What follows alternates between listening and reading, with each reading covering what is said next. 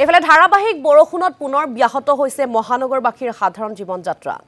এতিয়া নাও চলিছে মহানগৰীৰ ৰাজপথত। ৰুক্মিণী গাঁৱৰ পথত যাতায়াতৰ বাবে নাও চলাইছে SDRFে। অঞ্চলটোৰ জলবন্দীসকলৰ সুবিধাৰ বাবেই নাৱৰ ব্যৱস্থা কৰা হৈছে। এয়া আমি আপোনালোকক দৃশ্য দেখুৱাইছোঁ কি হাতীগাঁও কি পাঞ্জাবাৰী এতিয়া সকলোতেই কেৱল কৃত্ৰিম বানত বিপৰ্যস্ত হৈ পৰিছে মহানগৰবাসীৰ জীৱন যাত্ৰা। এক প্ৰকাৰ স্তব্ধ হৈ পৰিছে মহানগৰীৰ জীৱন যাত্ৰা। বৃহস্পতিবাৰৰ পৰা অহা যি বৰষুণ, সেই বৰষুণত এনেদৰে আপোনালোকে দৃশ্যত দেখাৰ দৰে এতিয়া মহানগৰীৰ বহুকেইটা অঞ্চল জলমগ্ন হৈ পৰিছে।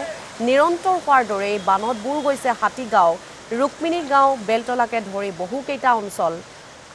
আঁঠুবনীয়া পানী ভাঙি এতিয়া যাতায়াত কৰিবলগীয়া হৈছে পথচাৰীয়ে। এয়া আমি আপোনালোকক দৃশ্য দেখুৱাইছোঁ। গুৱাহাটী মহানগৰবাসীৰ বাবে বা গুৱাহাটী মহানগৰীবাসীৰ বাবে এয়া নতুন সমস্যা নহয়, দীৰ্ঘদিনীয়া সমস্যা। কিন্তু তাৰ পাছতো কিয় আচলতে কৃত্ৰিম বান ৰোধ কৰিব পৰা নাই তাকো লৈ বৰ্তমান সময়ত এটা ডাঙৰ প্ৰশ্ন দেখা দিছে। কৃত্ৰিম বানত এনেদৰে মহানগৰবাসী বিপৰ্যস্ত হৈ পৰিছে, তেওঁলোকৰ জীৱন যাত্ৰা বিপৰ্যস্ত হৈ পৰিছে। আৰু কালি পুৱাৰে পৰা যি বৰষুণ আহিছে, সেই বৰষুণত এনেদৰে বুৰ গৈছে হাতীগাঁও, ৰুক্মিণী গাঁও, বেলতলা, যোৰাবাটকে ধৰি কেইবাটাও অঞ্চল।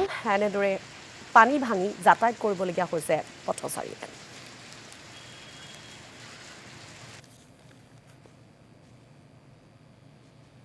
স্থানীয় নহয়, মোৰ ঘৰ বেলতলা বশিষ্ঠত হয়, কিন্তু তথাপি এই সমস্যাটো বিৰাট ডাঙৰ সমস্যা। প্ৰতি বৰষুণ যাক আহিলে আমাৰ এই স্কুলৰ ষ্টুডেণ্টবিলাকৰ কাৰণে বিৰাট অসুবিধা হয়।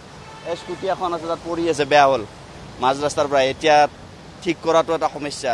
এই বিভিন্ন সমস্যা আৰু কিবা এটা সমাধান উলিয়ালে ভাল হয় আৰু। এইটো কিন্তু সদায় হৈ আছে। সদায় মানে কি, আজি 10 বছৰৰ পৰাতো এইটো সমস্যা দেখি আছোঁ। ইয়াত দেখি আছোঁ, ৰুক্মিণী গাঁৱত দেখি আছোঁ, আৰু আপোনাৰ এইফালে হাতীগাঁৱত দেখি আছোঁ। এই সমস্যাবিলাক